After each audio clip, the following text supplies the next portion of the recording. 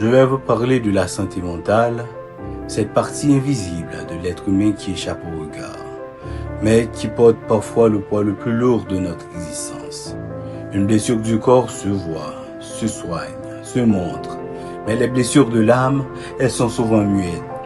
Elles grandissent dans le silence, derrière un sourire forcé, derrière un regard fatigué, derrière des mots qu'on n'a jamais eu la force de dire. La santé mentale, c'est cet équilibre intérieur qui nous permet de continuer à vivre, à espérer, à aimer et à affronter les tempêtes sans nous perdre complètement. Elle influence notre manière de penser, de ressentir, de réagir et même de regarder le monde. Lorsqu'elle est stable, elle devient une force discrète qui nous aide à avancer. Mais lorsqu'elle se fragilise, même les choses les plus simples peuvent devenir lourdes à porter. Dans la vie, il y a une vérité qu'il faut apprendre très tôt. Nous ne devons jamais laisser le regard des autres décider de notre valeur. Les critiques, les moqueries, les humiliations ou le rejet peuvent blesser profondément. Pourtant, certaines choses en nous sont innées. Il y a des traits, des différences, des fragilités ou des singularités que nous ne pouvons pas effacer. Et peut-être que la vraie sagesse ne consiste pas à vouloir tout changer, mais à apprendre à habiter ce que nous sommes avec dignité. Car ce sont parfois nos différences, nos blessures et nos combats silencieux qui font de nous des êtres uniques. Mais aucun être humain ne devrait porter seul tout le poids de sa douleur. Le silence, lorsqu'il dure trop longtemps, finit par devenir une prison. C'est pourquoi il est essentiel de bien s'entourer. Il faut avoir près de soi une présence sincère, une oreille capable d'écouter sans juger, une main tendue quand l'esprit vacille. Se confier, demander de l'aide, dire « je ne vais pas bien », ce n'est pas une faiblesse, c'est une forme de courage. Car parfois, une seule parole bienveillante peut empêcher une âme de sombrer. Cette réalité devient encore plus bouleversante lorsqu'on regarde ses conséquences. Selon l'Organisation mondiale de la santé, plus de 720 000 personnes meurent par suicide chaque année dans le monde.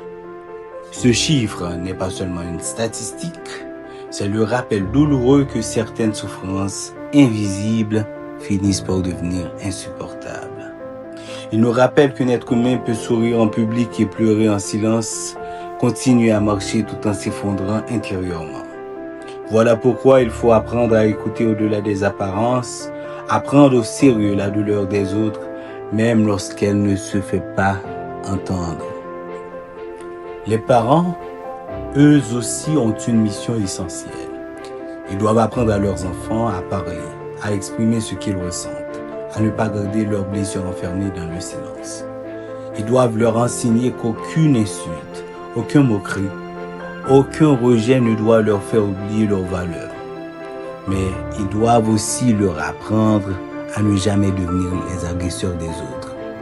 Car humilier un enfant, se moquer de sa différence ou l'exclure, ce n'est pas un simple jeu. C'est parfois déposer dans son cœur une blessure qu'il portera pendant des années. Au contraire, il faut apprendre à défendre celui qui souffre, à soutenir celui qui est rejeté et à choisir la compassion plutôt que la cruauté. Je dirais, pour conclure, que la santé mentale est bien plus qu'un sujet de santé. C'est une question de dignité humaine. Elle nous rappelle que chaque être porte en lui un monde invisible, fait de peur, de blessures, de combats et d'espoir. Protéger sa santé mentale, c'est apprendre à se respecter, à s'accepter, à demander de l'aide quand il le faut, mais aussi à devenir pour les autres un refuge plutôt qu'une menace. Car parfois, sauver une personne ne demande pas de grands gestes.